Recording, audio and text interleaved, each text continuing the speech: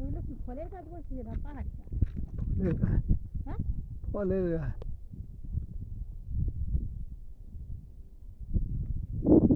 ये तो आम गाछ था।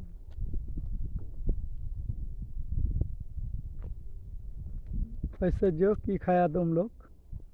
रोटी बहुत चावल बहुत खाया। दो